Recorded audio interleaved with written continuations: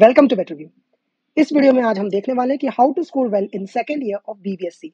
BVSc के second year के अंदर कैसे हम बिना ज्यादा कुछ हार्ड वर्क करे अच्छे नंबर स्कोर कर सकते हैं। ठीक है, तो इसके लिए सबसे पहले हमें जानना पड़ेगा कि बीबीएससी के सेकंड ईयर में कौन कौन से सब्जेक्ट पढ़ने हैं।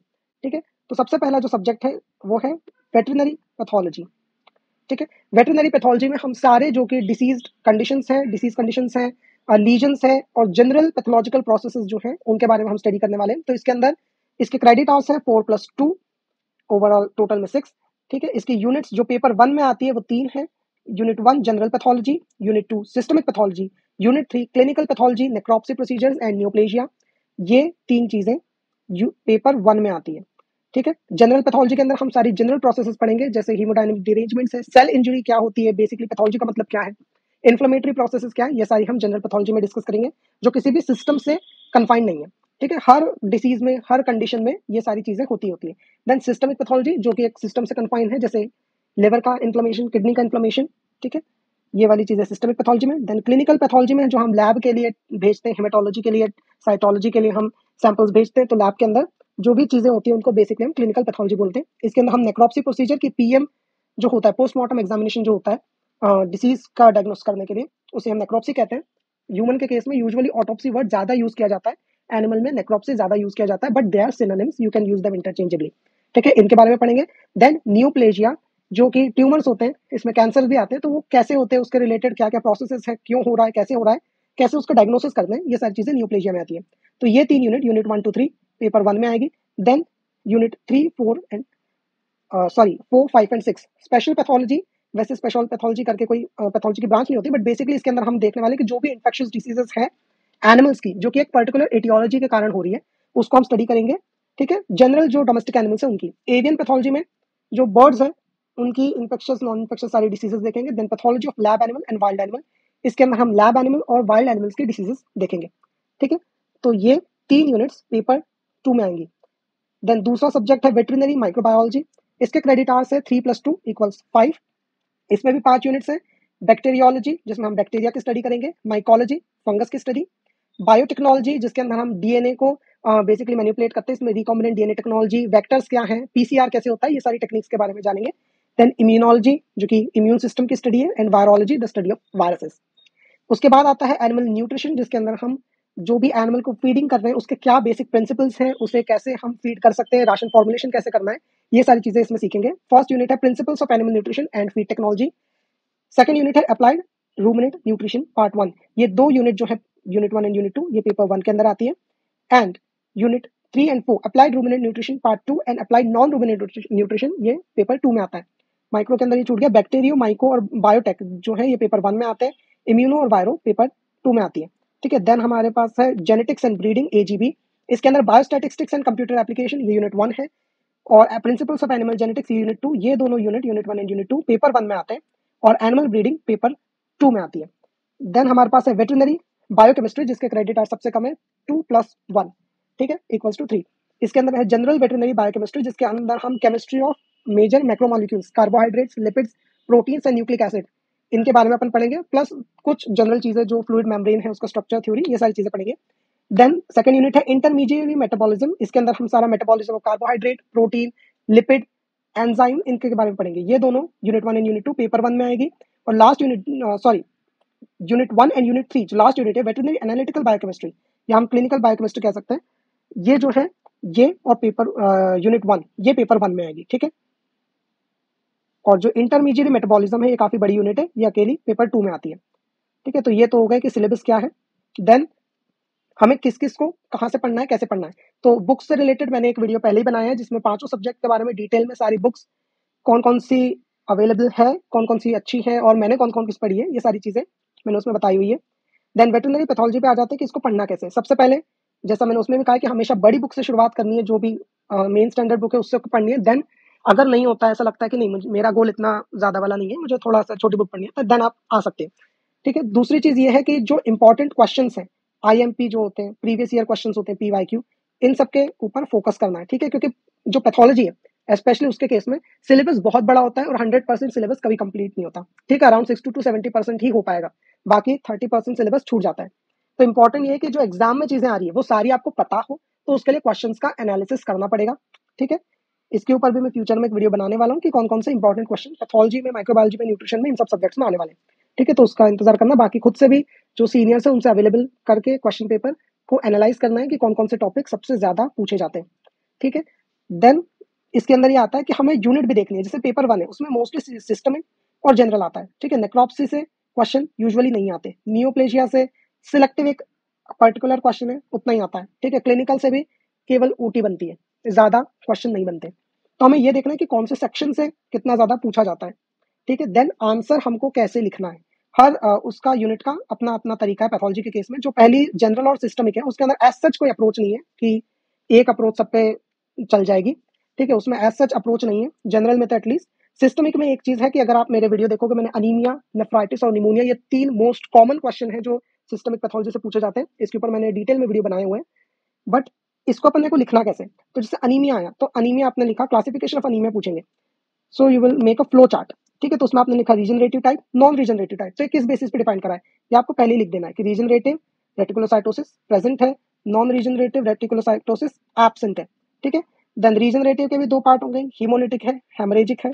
तो उनको वैसे ही लिखना है। देन हीमोलिटिक क्यों हो रही है, हेमरेजिक क्यों हो रही है। देन नॉन रीजनरेटिव के भी वैसे ही टाइप्स लिखने हैं। देन उसके बाद क्वेश्चन में लिखा होगा कि what is anaemia, what are the types of anaemia, then describe in detail haemolytic anaemia. तो जो डिस्क्राइब इन डिटेल है उसको आपको लिखना है। ठीक है, ये तो आपकी जनरल और सिस्टमिक की बात हो गई। देन स्पेशल एवियन और लैब, इन सब के अंदर एक जनरल सिस्टम चलता है क्योंकि ये इन्फेक्शियस डिसीजेज। तो सबसे पहले आपको इटियोलॉजी लिखनी है। ठीक है, पार्ट 1 ये है कि आप इटियोलॉजी लिखो। ठीक है, देन सेकंड पार्ट है कि सॉरी एक्सक्यूज मी, पैथोजेनेसिस लिखो। जैसे एग्जांपल लेते हैं हम एंथ्रेक्स की। एंथ्रेक्स के ऊपर क्वेश्चन काफी कॉमन बनता है, उसके ऊपर भी वीडियो बनाया हुआ है मैंने। तो एंथ्रेक्स के अंदर देखोगे तो इटियोलॉजी है बेसिलस एंथ्रासिस, है ना, ये ग्राम पॉजिटिव रॉड है।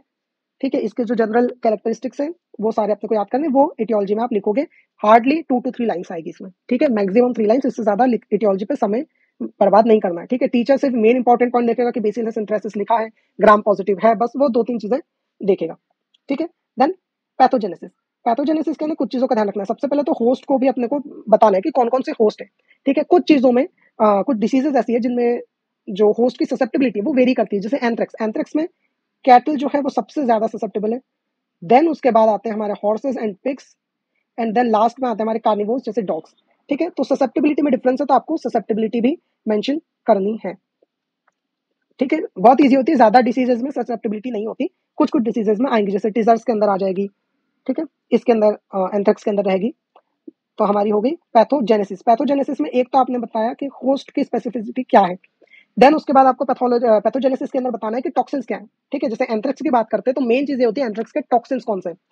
जिन डिसीजेज में टॉक्सिन्स नहीं आते उसके अंदर हम दूसरी चीजें बताएंगे कि बेसिकली ये ऑर्गेनिज्म डिसीज कैसे कॉज कर रहा है। इसी को हम पैथोजेनेसिस कहते हैं। पैथो वर्ड का मतलब होता है सफरिंग, जेनेसिस मतलब बर्थ, की सफरिंग कैसे जनरेट हो रही है उस एटियोलॉजी के कारण।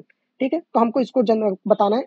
आई सजेस्ट कि पैथोजेनेसिस वाला जो पार्ट है वो हमेशा फ्लो चार्ट में लिखो। ठीक है, क्योंकि ये स्टेप बाय स्टेप होता है कि एंथ्रेक्स आया, इधर से उसकी एंट्री हुई। ठीक है, इसमें ट्रांसमिशन भी रहता है कि आपको सबसे पहले ट्रांसमिशन से चालू करनी होती है पैथोजेनेसिस, कि एनिमल उस एटियोलॉजी को एक्वायर कैसे करेगा। अब एक्वायर किया तो वो धीरे धीरे धीरे धीरे क्या करेगी। कुछ डिसीजेस में तो मेन पैथोजेनेसिस ही होती है, जैसे टीबी है, ग्लैंडर्स है, तो इसके अंदर तो पैथोजेनेसिस से ही पूरा जो उसका आंसर है वो डेवलप होता है।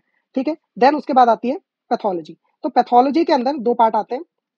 बेसिकली अपने को लीजन लिखने हैं, तो सबसे पहले अपन लिखेंगे ग्रॉस लीजन, एंड देन हम लिखेंगे माइक्रोस्कोपिक लीजन। ठीक है, और ग्रॉस लीजन में भी ध्यान रखना है कि जो जनरल टाइप के लीजन होते हैं, कंजेशन हो रहा है, हेमरेज हो रहा है, इन सबको बाद में लिखना है, ये सिर्फ लाइन भरने के लिए होते हैं। सबसे इंपॉर्टेंट चीजें जो है वो सबसे पहले लिखनी है। जैसे एंथ्रेक्स है, उसका पैथोनोमोनिक लीजन, पैथोनोमिक लीजन मतलब जो कैरेक्टरिस्टिक लीजन है किसी डिसीज का, उसको सबसे पहले लिखना होता है। एंथ्रेक्स में हमने लिख दिया ब्लैकबेरी जैम, स्प्लीन है, या उसको अपन और अच्छे से स्प्लीनोमेगाली बोल सकते हैं। ठीक है, उसके बाद जो सबसे क्लियर हमें साइन दिखता है वो होता है tarry colour blood oozing out of the body orifices. तो इस हिसाब से लिखना है। प्लस पैथोलॉजी में या पैथोजेनेसिस में यूजुअली इसको ऐड करते हैं कि हमने होस्ट बताया, ट्रांसमिशन बताया, कैसे मोड हो रहा है उस डिसीज का, डेवलपमेंट हो रहा है। लास्ट में हम एक और चीज मेंशन कर सकते हैं पैथोजेनेसिस में कि साइंस क्या है उस डिसीज के। तो उस डिसीज के साइंस क्या है हमको उन्हें भी मेंशन करना है पैथोजेनेसिस के अंदर। यूजुअली इस पैथोलॉजी के सब्जेक्ट में साइंस पे ज्यादा फोकस नहीं करना चाहिए। जो 3-4 कैरेक्टरिस्टिक साइन है एकदम सिर्फ उन पे फोकस करना है, वरना ज्यादा साइंस पे चक्कर में नहीं लगना है। ठीक है, तो इटियोलॉजी लिखी, पैथोजेनेसिस में होस्ट की specificity, mode of transmission, then basically जो उसकी पूरी प्रोसेस है डिसीज कॉज करने के ऑर्गेनिज्म की, वो हमें बहुत शॉर्ट में लिखनी है, फ्लो चार्ट के फॉर्म में। फ्लो चार्ट में सारी स्टेप दिखनी चाहिए, ठीक है। जैसे अगर टीबी की बात कर रहे हैं तो कहाँ से ऑर्गेनिज्म अंदर आया, ठीक है, देन मैक्रोफेजेस ने एंगल्फ करा, देन एपिथेलियोइड सेल्स बनेंगी, क्यों बनेगी वो उतनी एक लाइन में लिखना है, देन जायंट सेल बन रही है, देन ग्रेनुलोमा फॉर्मेशन कैसे हो रहा है, ये आपको एक लाइन में बताते जाना है, बट फ्लो चार्ट के थ्रू। उससे क्या होगा, टीचर को वर्ड्स ढूंढने नहीं पड़ेंगे। टीचर ने टीबी लिखा है, पैथोजेनेसिस देख रहा है, उसको पता है कि मैक्रोफेजेस का नाम आना चाहिए, एपिथेलियोइड सेल आनी चाहिए, जायंट सेल आनी चाहिए, ग्रेनुलोमा फॉर्मेशन आना चाहिए, डिलेड टाइप हाइपर सेंसिटिविटी या टाइप 4 हाइपर सेंसिटिविटी, ये नाम मेंशन होना चाहिए, ठीक है। तो जब फ्लो चार्ट देखता है तो उसको समझ में आ जाता है कि इस बच्चे ने सीक्वेंस में लिखा है और सारे मेन नाम लिखे हैं, तो आपको वो नंबर दे देगा, ठीक है। पैथोलॉजी में भी ग्रॉस और माइक्रोस्कोपिक लीजन्स लिखने, यूजुअली माइक्रोस्कोपिक लीजन्स आप जनरल टाइप के लिख सकते हो, बट ग्रॉस लीजन्स कोशिश करनी है स्पेसिफिक लिखें, ठीक है। जो जनरल वाले वो आप लाइन भरने के लिए लिख सकते हो। तो ये तरीका है पैथोलॉजी को पढ़ने का। प्लस पैथोलॉजी के जो 3 वो लास्ट की यूनिट्स है, स्पेशल एवियन और lab animal wild animal pathology, ये बहुत सिमिलर है माइक्रोबायोलॉजी के। तो अगर माइक्रो स्ट्रॉन्ग है तो आपकी पैथोलॉजी भी अच्छी हो जाएगी, अगर पैथो स्ट्रॉन्ग है तो माइक्रो भी डेफिनेटली काफी हद तक अच्छी हो जाएगी, ठीक है। माइक्रो का सीक्वेंस थोड़ा अलग है। माइक्रो के अंदर हमें एटियोलॉजी तो बतानी है, बट इसमें एटियोलॉजी को थोड़ा सा एक्सपांड करना है, ठीक है। जैसे अगर माइक्रो में एंथ्रेक्स का क्वेश्चन आता है तो आपको थोड़ा और अच्छे से एंथ्रेक्स का बताना है कि कैटलेस कैसा है, ऑक्सीडेज कैसा है, मोटाइल है कि नॉन मोटाइल है, स्पोरलेटिंग है कि नॉन स्पोरलेटिंग है, ये सारी बातों को भी आपको इसके अंदर करना है, ठीक है। तो इटियोलॉजी जो है वो माइक्रो के केस में थोड़ी सी ज्यादा आपको एक्सपांड करके लिखनी है। देन जैसे एंथ्रेक्स का एग्जाम्पल लेते थे तो पैथोजेनेसिस में अब आपको पूरी स्टेप बाय स्टेप प्रोसेस नहीं लिखनी है, ठीक है। जैसे एंथ्रेक्स का भी था तो आपने टॉक्सिन लिखे, क्या क्या काम कर रहे हैं, आपको ऐसा कुछ नहीं लिखना। अगर टीबी है भी तो टीबी में कौन कौन सी सेल्स बन रही है, कैसे ग्रेनुलोमा बन रहा है, ये सब कुछ डिस्कस नहीं करना है। माइक्रो के अंदर सीधे टॉक्सिन्स के नाम आपको लिख देने पैथोजेनेसिस के अंदर, ठीक है।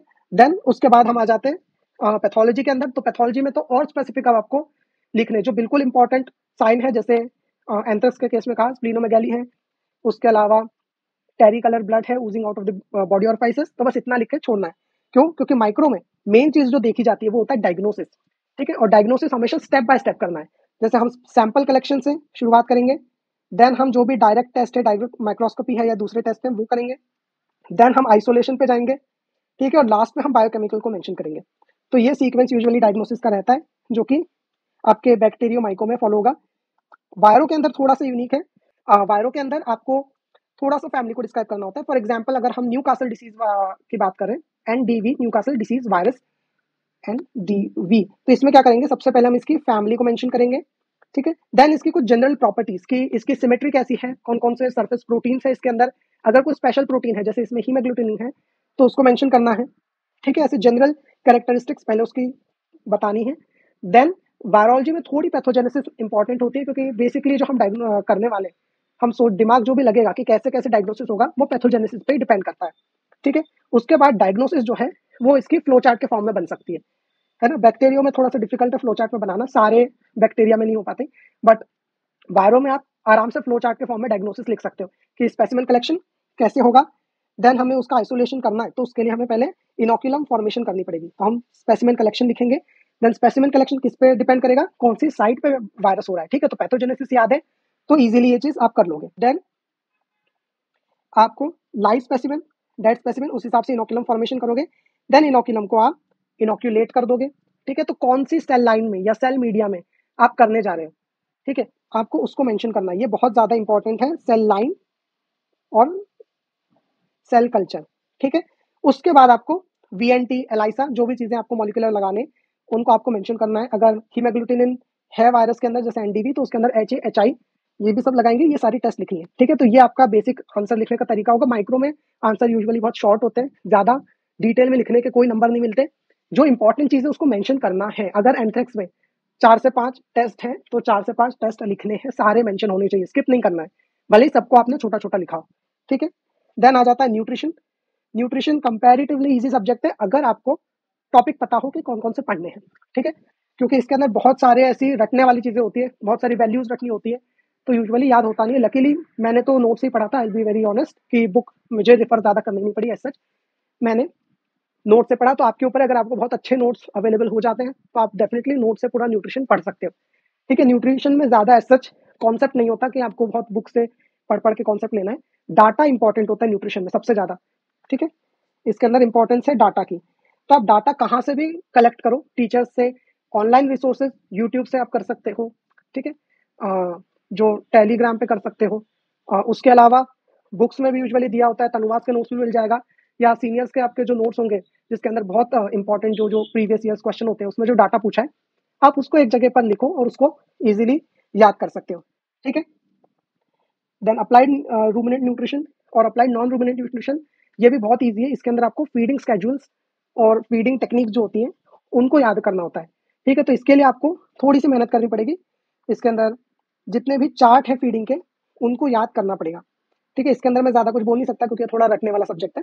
Then animal genetics and breeding, इसके अंदर बायोस्टैट्स, कंप्यूटर एप्लीकेशन, जेनेटिक्स और ब्रीडिंग आ रहा है। तो बायोस्टैट्स मेरे हिसाब से सबसे सिंपल होता है, मैथ्स वाला है, जिनको थोड़ा मैथ्स कमजोर हो उनको बोरिंग लगेगा और बहुत सारे बच्चों को पसंद भी नहीं आता बायोस्टैट्स, थोड़ा सा नीरस लगता है, ठीक है, क्योंकि ये बेसिकली मैथ्स है, it is a branch of mathematics that deals with scientific data, ठीक है। बट ये बहुत ज्यादा इंपॉर्टेंट है फ्यूचर के हिसाब से। अगर आप एक अच्छा वेट बनना चाहते हैं इन फ्यूचर, आप हमेशा खुद को अपडेट रखना चाहते हैं, तो ये बिल्कुल बहुत ज्यादा इंपॉर्टेंट है कि आप रिसर्च पढ़ सके।